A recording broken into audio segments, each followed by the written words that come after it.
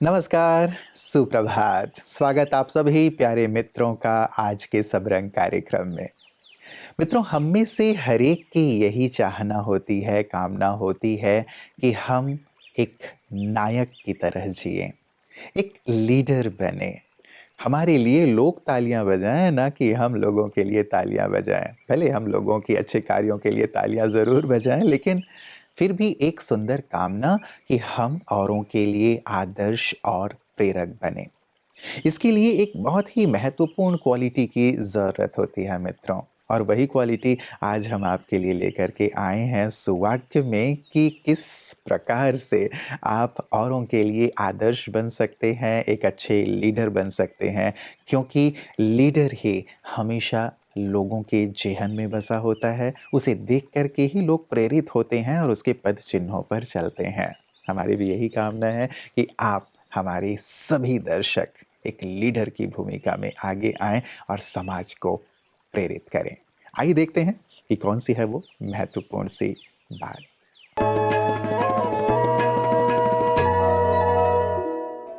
पर निर्भरता बनाए अनुचर, स्वनिर्भरता बनाए लीडर। इंसान जीवन में लक्ष्य को प्राप्त करने के लिए कई रास्तों को अपनाता है। कुछ रास्ते वो स्वयं बनाता है, तो कुछ रास्तों का निर्वाचन करता है। कहने का अर्थ है कि हम जीवन में किसी शख्सियत या उनकी विचारधारा से इतने प्रभावित होते हैं कि हम उनके गुणग्राही बन जाते हैं। किसी से सीखना गलत नहीं है, लेकिन हमें अपनी निजी विचारधारा और सोच को भी विकसित होने का अवसर देना चाहिए। यह इसलिए जरूरी है क्योंकि जब हम स्वयं सुंदर सोच विचार को जागृत करते हैं, तो हम अपने अंदर निहित शक्तियों को जागृत करते हैं और असंभव कार्य को भी संभव करते हैं। हमारे यह गुण औरों को भी प्रभावित करते हैं और वे भी हमें अपना मार्गदर्शक समझ स्वयं भी सीखते हैं। तो आज से दूसरों से सीखेंगे और स्वयं रचना करेंगे ताकि हम अनुचर नहीं लेकिन लीडर बन पाए। स्वनिर्भरता अर्थात आत्मनिर्भरता सचमुच कितना महत्वपूर्ण गुण है। हम यदि औरों पर आश्रित रहते हैं, निर्भर रहते हैं, तो आप पराधीन सा महसूस करते हैं। इसीलिए हर चीज़ में अपने आप को हम आत्मनिर्भर बनाएं। वैसे भी हम आजकल आत्मनिर्भर भारत की बात कर रहे हैं, तो उसकी शुरुआत तो हमें स्वयं से ही करनी चाहिए। कई बार जीवन में कुछ ऐसी विकट परिस्थितियां आ जाती हैं जिनके कारण हमें लगता है कि अब हमें औरों पर निर्भर रहना पड़ेगा।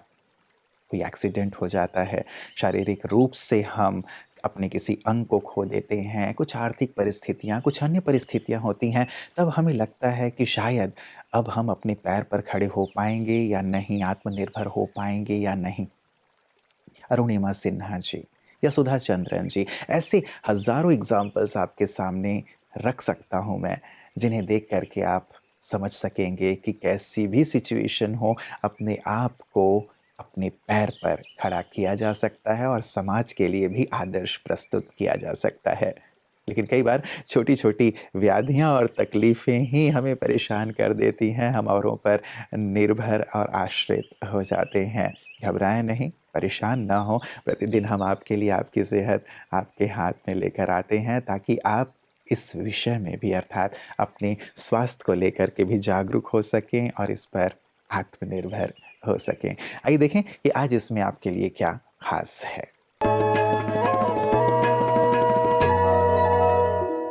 ओम शांति। आज हम ओल्ड एज के बारे में देखेंगे। हमेशा ओल्ड एज मतलब ये नहीं खाओ, ये नहीं खाओ, ये खाओ, ये करो, ये मत करो। तो ये चीज़ ना करके हम उनके मनपसंद चीज़ें भी ज़रूर दें, क्योंकि जब अगर मनपसंद चीज़ें देंगे तो वो जो नापसंद चीज़ें वो भी बहुत अच्छे से खा लेंगे। और हर 2-2 घंटे में उनको ज़रूर कुछ ना कुछ खाने को दें। और अगर उनको भूख नहीं लग रही है तो ज़बरदस्ती ना करें, उसकी जगह आप लेमन वाटर दे सकते हैं, कोकोनट वाटर दे सकते हैं, सूप दे सकते हैं, कुछ भी ऐसी लाइट चीज़ें दे सकते हैं। अगर उनको नहीं खाना है तो फोर्सफुली ना खिलाएं। और ध्यान रहे कि ARF फूड उनके डाइट में ज़रूर इंक्लूड करें। ARF is amylase rich food, जो बहुत ईजिली डाइजेस्ट होता है, चाहे छोटे बच्चा हो, चाहे वो बूढ़ा हो, वो बहुत अच्छे से इजीली उसका स्टमक डाइजेस्ट कर लेगा। उसको क्या करना है, थोड़ी मेहनत करनी पड़ेगी। जैसे मूंग दाल है, मूंग दाल को स्प्राउट करके हम रखते हैं, वैसे ही हम चना को और ज्वार है, बाजरा है, रागी है, आपका गेहूं है, इन सब को स्प्राउट्स करके उसको धूप में सुखा सकते हैं। धूप में सुखाने के बाद अच्छे से सूख जाने के बाद उसको कढ़ाई में थोड़ा रोस्ट कर लें, उसका मॉइस्चर पूरा ख़त्म हो जाए, फिर उसको मिक्सी में पीस करके पाउडर बना करके 15 दिन 20 दिन तक रख सकते हैं। और उसका कुछ भी आप मीठा नमकीन कुछ भी बना के देंगे तो वो बहुत अच्छे से रिलिशली खाएंगे और वो हेल्दी भी बहुत रहेगा, क्योंकि उसमें vitamin B and C complex भी बढ़ जाता है। और फिर उसके बाद जो है ऑयल मसाज करना बहुत ज़रूरी है। विंटर्स में सिसमे ऑयल और समर में कोकोनट ऑयल से मसाज करें, सनलाइट दें, धूप दें अच्छे से, और फिर उसके बाद सन चार्ज वाटर उनको पिलाएं। और मैं समझती हूँ इससे वो हैप्पी भी रहेंगे और हेल्दी भी रहेंगे। ओम शांति।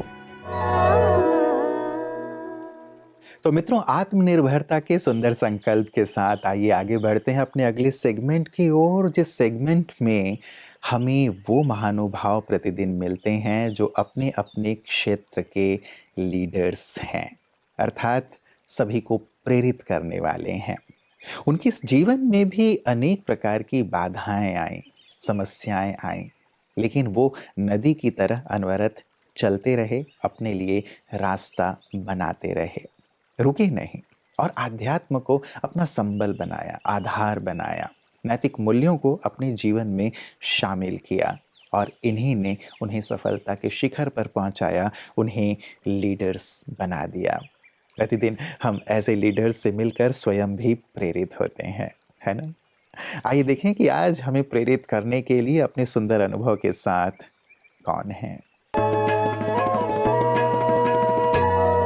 देखो, मैं तो ऐसे भी राजनीति में हूँ, लेकिन मैं प्रामाणिक राजनीति करने वाला आदमी हूँ।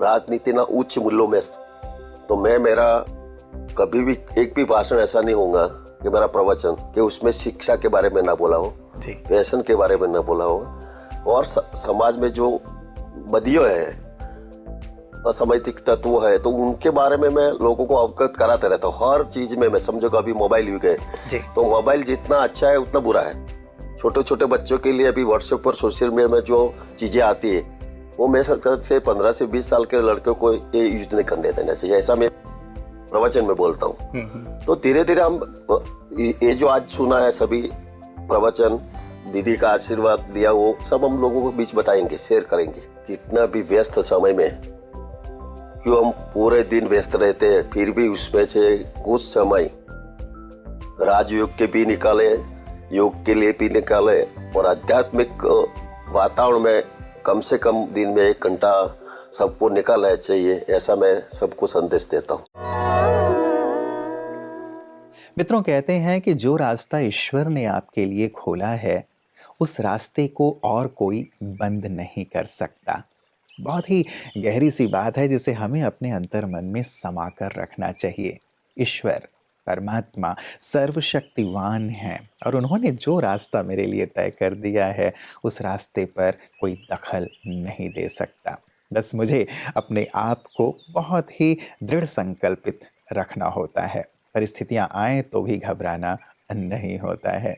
और देखें ना, घर बैठे आप तक ईश्वर ने कितना सुंदर एक जरिया दे दिया है। पीस ऑफ माइंड के द्वारा सब रंग कार्यक्रम के माध्यम से कितने सुंदर विचार, जीवन जीने की कला आप तक पहुंचती रहती है और आप उसे अपने जीवन में लाकर आनंदित हो रहे हैं, आगे से आगे बढ़ रहे हैं, जिसकी हमें भी बेहद प्रसन्नता है। यही कार्य है ब्रह्मा कुमारी इसका मित्रों, जन जन को आगे से आगे बढ़ाना, ईश्वर तक पहुंचाना और उनके जो मार्ग हैं उन्हें सहज और सरल बनाना। ब्रह्मा कुमारी इसकी इन्हीं सुंदर सेवाओं को हम प्रतिदिन देखते हैं पीस न्यूज़ हाइलाइट्स में।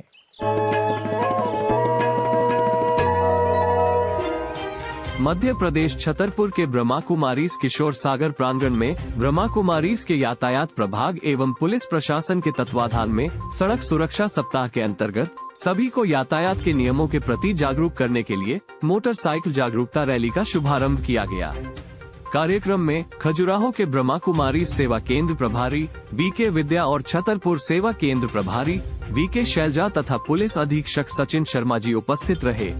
वीके शैलजा ने कहा कि कहीं जाने के लिए 10 मिनट पहले ही घर से निकले तो जल्दबाजी नहीं होगी, और यदि रास्ते में हमसे भी जल्दी कोई आगे बढ़ना चाहता है तो पहले मैं की जगह पहले आप का स्लोगन याद रखें। आज अगर हम अपने भारत देश की उस श्रेष्ठ दिव्य संस्कृति को पुनर्स्थापित करना चाह रहे हैं तो निश्चित है इन बातों का हमें स्वयं भी ध्यान रखना होगा और हमें इसे स्वीकार करना होगा।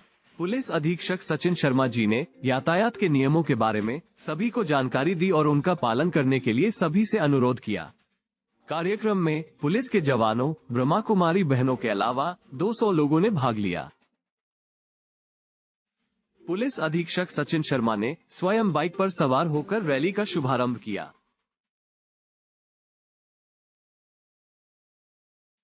कार्यक्रम का मुख्य आकर्षण यात्रा में चल रहे यमराज जी रहे, जो सभी को यात्रा के रूल्स को फॉलो करने के लिए जागरूक करते हुए कह रहे थे, चलते चलते मेरा ये संदेश याद रखना, सड़क सुरक्षा में कभी गलती ना करना, जो पड़े बेवक्त अपनों को अलविदा कहना।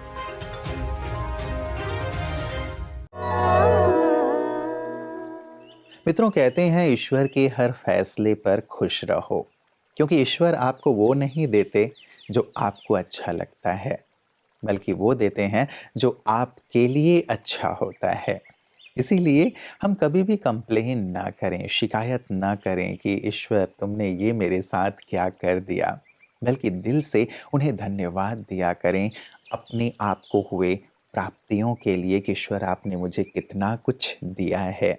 सचमुच यदि शिकायत के स्थान पर शुक्रिया करना आप प्रारंभ करें, जो चीज़ें प्राप्त नहीं हैं उन्हें देखने की बजाय जो प्राप्त है उसकी ओर देखना शुरू करें, तो जीवन आनंद विभोर हो जाएगा। और ये समझने की भी कोशिश ज़रूर किया करें कि परमात्मा ने यदि ये एक परिस्थिति मेरे सामने रखी है तो वहाँ से मुझे क्या लेकर निकलने के लिए वो मुझे प्रेरित करना चाहते हैं, क्या देना चाहते हैं, ऐसा भी एक नज़रिया विकसित कर लें तो सचमुच जीवन शुक्रिया के भाव से भरता चलेगा। गहराई से इस पर विचार कीजिएगा। कल पुनः इसी वक्त मुलाकात होगी। नमस्कार। ओम शांति। जीवन के